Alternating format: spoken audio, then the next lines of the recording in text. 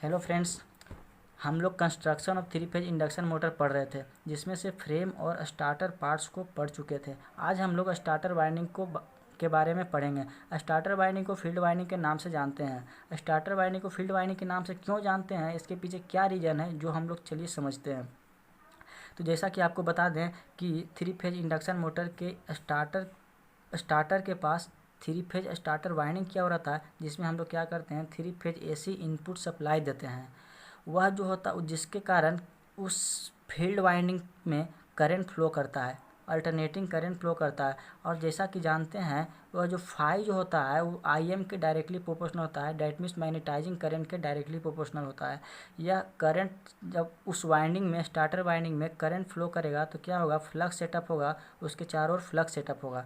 जैसा कि यहाँ देखिए, यह क्या है कि एक स्टार्टर कोर है जिस पे वाइंडिंग किया हुआ रहता है, थ्री फेज वाइंडिंग रहता है, जिसमें से अगर मैग्नेटाइजिंग करंट फ्लो करेगा इसमें, तो यह क्या करेगा, फ्लक्स सेटअप करेगा, जिसका नेचर होगा अल्टरनेटिंग नेचर का होगा।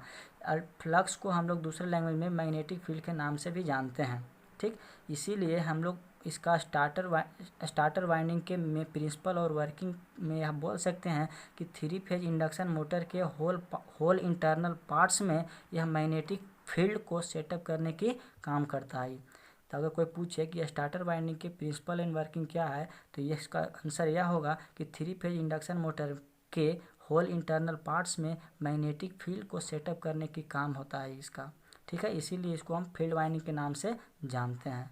चलिए अब ये समझते हैं कि स्टार्टर वाइंडिंग को किस मटेरियल से बनाया जाता है, स्टार्टर वाइंडिंग को बनाने के लिए किस मटेरियल का प्रयोग किया जाता है। ठीक, तो इसके पहले हल्का सा यह बता दें कि जैसा कि अगर कोई एक वायर है, कोई एक कंडक्टर है, जिसमें अगर करंट फ्लो करेगा, उसमें क्या करेगा, करंट फ्लो करेगा, और उस वायर के पास अपना रेसिस्टेंस होगा जो कि आर होगा। ठीक है, तो उसके कारण क्या होगा कि एक ड्रॉप होगा, उसमें एक लॉसेस होंगे जिसको आई स्क्वायर आर लॉसेस होंगे, जिसको हम कॉपर लॉसेस के नाम से जानते हैं। ठीक है, यहाँ पे यह बता दें कि यहाँ वायर में होने वाले लॉसेस आई स्क्वायर आर लॉसेस है, उसको हम लोग कॉपर लॉसेस बोल रहे थे, बट वही कोर में जो लॉसेस हो रहा था उसको हम लोग ईडी करंट लॉसेस के नाम से जानते थे। तो यहाँ पर कन्फ्यूजन की कोई बात नहीं है। यहाँ पर सीधा सी बात यह है कि अगर कोर में जो लॉसेस होगा उसको हम ईडी करंट लॉसेस बोलेंगे, और जो वायर में जो लॉसेस होगा आई स्क्वायर आर लॉसेस, उसको हम कॉपर लॉसेस के नाम से जानते हैं। यहाँ पे जो आई जो है वो ईडी करंट है, नहीं सॉरी यहाँ पे जो करंट फ्लो कर रहा है वह वर्किंग करंट है, यह हमारा यूजफुल करंट है। वहाँ पे जो हमारा करंट प्रोड्यूस हो रहा था वो फ्राडे लॉ ऑफ इलेक्ट्रोमैग्नेटिक इंडक्शन के कारण जो है हमारा यूजलेस करंट फ्लो कर रहा था, उसको हम वह करंट की हमारा कोई ज़रूरत नहीं था। लेकिन यहाँ पे हमारा जो करंट फ्लो कर रहा है वह यूजफुल करंट है, यह हमारा वर्किंग करंट है। अगर इसको हम चेंज कर दिए तो मेरा जो है वर्किंग जो है डिस्टर्ब हो जाएगा, इसीलिए इसको हम चेंज नहीं कर सकते हैं, या चेंज नहीं कर सकते हैं, इसीलिए यह लॉसेस होगा जो कॉपर लॉसेस होगा। ठीक है, अब उसके बाद हम बताते हैं कि किस मटेरियल का प्रयोग करेंगे।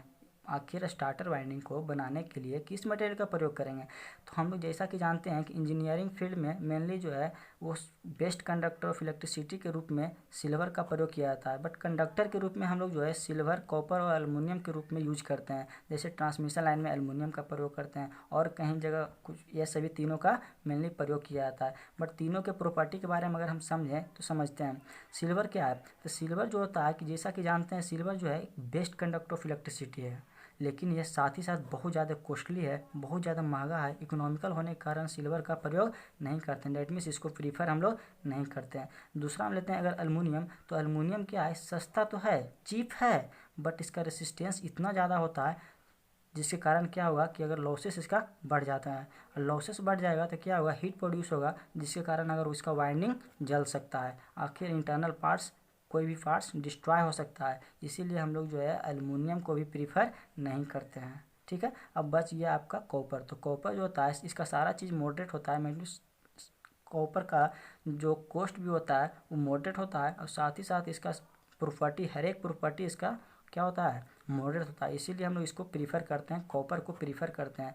डेट मीन्स अगर कोई बोले कि स्टार्टर वाइंडिंग किस मटेरियल से बनाया जाता है, तो वह जो है कॉपर को यूज करते हैं। ठीक है, इतना हो गया, समझ गए आप लोग। अब चलिए बताते हैं कि स्टार्टर वाइंडिंग को हम लोग जो है वुड करने का, डिज़ाइन करने का भी बहुत अलग अलग तरीका है। हम लोग किस प्रकार से डिज़ाइन करते हैं स्टार्टर वाइंडिंग को, तो स्टार्टर वाइंडिंग को मेनली हम लोग जो है स्टार से डिज़ाइन करते हैं या फिर डेल्टा से डिज़ाइन करते हैं। क्या बोलें कि स्टार्टर वाइंडिंग को दो प्रकार से डिजाइन किया जा सकता है, चाहे स्टार चाहे डेल्टा। लेकिन यह स्टार और डेल्टा जो डिपेंड करता है वो स्टार्टिंग मेथड पर डिपेंड करता है कि किस प्रकार के हमारा कनेक्शन होगा, स्टार कनेक्शन होगा, डेल्टा कनेक्शन होगा, उस जो है स्टार्टिंग मेथड पर डिपेंड करता है। यह स्टार कनेक्शन जैसा कि देख रहे हैं यहाँ पे स्टार कनेक्शन है, यहाँ पे क्या है डेल्टा कनेक्शन है। अगर तीनों टर्मिनल का एक इंच अगर एक न्यूट्रल के साथ न्यूट्रल अगर से कनेक्टेड रहेगा तो उसमें स्टार कनेक्टेड होगा, लेकिन दूसरे एक दूसरे टर्मिनल अगर एक दूसरे के साथ कनेक्ट रहेगा तो वहाँ पे डेल्टा कनेक्शन फॉर्मेशन होगा, जो कि बेसिक चीज़ है, आप लोग पीछे पढ़ चुके होंगे। लेकिन यहाँ पर बता दें कि स्टार और डेल्टा जो डिपेंड करता है कि उस थ्री फेज इंडक्शन मोटर के स्टार्टिंग मेथड पर डिपेंड करता है। स्टार्टिंग मेथड जो है हम लोग जो आगे पढ़ना है बहुत जो है डिस्क्राइब में इसको पढ़ना है, इसलिए हम लोग यहाँ पे यह समझें केवल कि स्टार्टिंग मेथड पे डिपेंड करता है। ठीक, जैसा कि यहाँ देखिए कि यह जो है 3 फेज है बनाए हुए हैं, R phase, Y phase, B phase. यह जो हमारा 3 फेज है और प्रत्येक फेज के 2 टर्मिनल्स, एक टर्मिनल्स 2 टर्मिनल्स, इसका भी 2 टर्मिनल्स, इसका भी 2 टर्मिनल्स, मतलब तीनों फेज मिला के हमारे कितना टर्मिनल्स हो जाएगा, 6 टर्मिनल्स हो जाएंगे। इस 6 टर्मिनल्स को क्या करते हैं हम लोग मेनली स्टार्टर के पास स्टार्टर में ले जाके पुट कर देते हैं, और उसके बाद हम लोग 3 फेज इंडक्शन मोटर के स्टार्टिंग मेथड के अनुसार हम लोग क्या करते हैं, इसको हम स्टार कनेक्शन या फिर डेल्टा कनेक्शन में उसको यूज करते हैं, उसको कनेक्शन करते हैं। ठीक है, लेकिन इसे बता दें कि मैक्सिमम यूज स्टार्टिंग मेथड जो किया जाता है, maximum used starting method star delta starting method होता है। इसका मतलब हुआ कि जो हम लोग मैक्सिमम यूज करते हैं वो स्टार डेल्टा स्टार्टिंग मेथड का ही प्रयोग करते हैं। ठीक है, अब इसमें एक चीज़ और बचा हुआ है जो कि ये सभी बहुत इंपॉर्टेंट है, ऑब्जेक्टिव के पर्पस के भी व्यू से आपका ये सभी बहुत इंपॉर्टेंट है, और साथ साथ आपको इसके बारे में फुल डिटेल देते जा रहे हैं। अगर कोई भी बात अगर नहीं समझ में आ रहा है तो आप बेहिचक कमेंट में पूछ सकते हैं, आपको मैं हेल्प करूँगा ज़रूर। ठीक है, तो आप बता दें कि स्टार्टर वाइंडिंग जो होता है उसको डबल लेयर वाइंडिंग किया करते हैं। स्टार्टर वाइंडिंग को हम लोग डबल लेयर वाइंडिंग करते हैं। डबल लेयर वाइंडिंग मतलब क्या होता है कि एक स्लॉट्स में 2 या 2 से ज़्यादा कंडक्टर को रखते हैं। दैट मीन्स अगर आर फेज का 2 कंडक्टर या 3 कंडक्टर रखे हुए हैं, और तो उसी प्रकार अगर हर एक फेज का 3-3 कंडक्टर है तो एक स्लॉट्स में 9 कंडक्टर होंगे, तो प्रत्येक कंडक्टर में 9-9 कंडक्टर होंगे।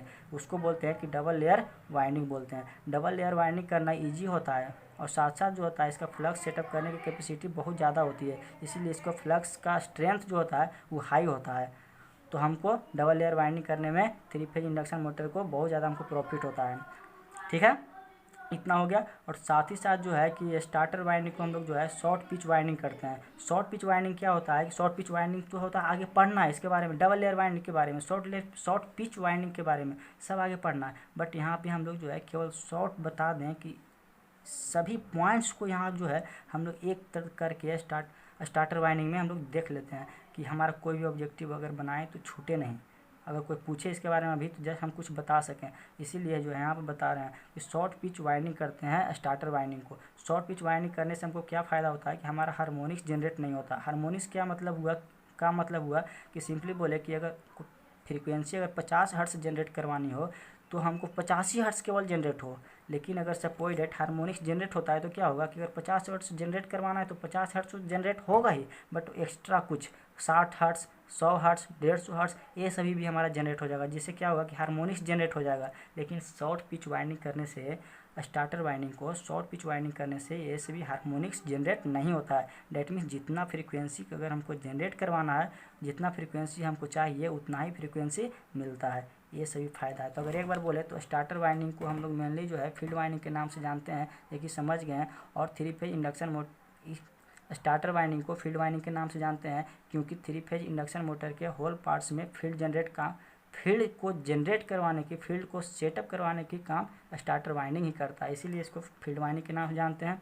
इसके लिए मटेरियल जो यूज करते हैं, स्टार्टर वाइंडिंग को बनाने के लिए जो मटेरियल यूज करते हैं वो कॉपर को चूज करते हैं। इसमें जो है कि करंट जो फ्लो होगा उसको वर्किंग करंट, और वायर का जो रेसिस्टेंस अपना होगा उसके कारण जो लॉसेस होंगे उसको बोलते हैं कॉपर लॉसेस बोलते हैं। ठीक है, अब क्या बोलें कि यहाँ पे इसका डिज़ाइन भी 2 प्रकार किया जाता है कि स्टार कनेक्शन से या फिर डेल्टा कनेक्शन के। लेकिन स्टार कनेक्शन और डेल्टा कनेक्शन जो है डिपेंड करता है स्टार्टिंग मेथड पे। ठीक है, हम लोग क्या करते हैं केवल जो है 3 फेज के 6 टर्मिनल को स्टार्टर के पास पुट कर देते हैं, और उसके बाद अगर जो है उसके बाद 3 फेज इंडक्शन मोटर के स्टार्टिंग मेथड के अनुसार उसको यूज करते हैं, उसको मतलब फिर से कनेक्ट करते हैं। ठीक है, तो लेकिन और यहाँ यह बता दें कि पूछा जाता है कि मैक्सिमम यूज स्टार्टिंग मेथड होता है वो स्टार डेल्टा स्टार्टिंग मेथड होता है।